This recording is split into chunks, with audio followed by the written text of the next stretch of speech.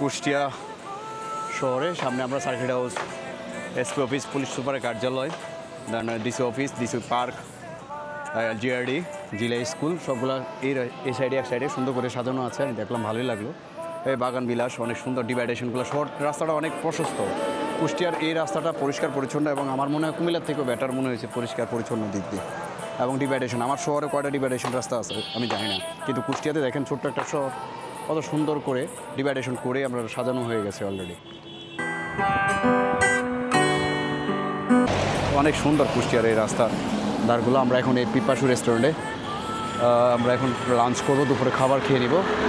উপজেলা মোড়, কুষ্টিয়া সদর, হ্যাঁ, পিপাসু রেস্টুরেন্টে। এটা হচ্ছে উপজেলা কুষ্টিয়া, উপজেলা মোড় বলে।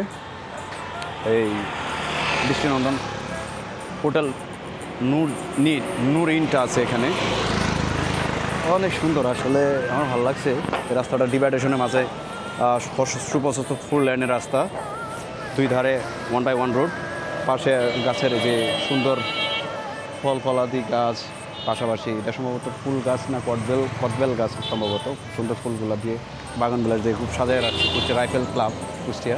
তো আসলে সুন্দর একটা শহর, ছোট্ট একটা শহরের মধ্যে গুছানো একটা শহর আমার কাছে মনে হয়েছে। একসাথে সব সরকারি অফিসগুলো, পাশাপাশি আমাদের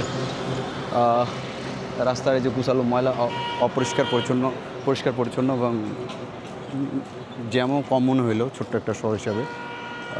অটোর সংখ্যাও খুব কম, গাড়ি ঘোড়ার কম, মানুষজনও খুব মুভমেন্ট দেখলাম, হয়তো দুপুর টাইম হয়তো এই কারণে, আর আজকে বন্ধের দিন।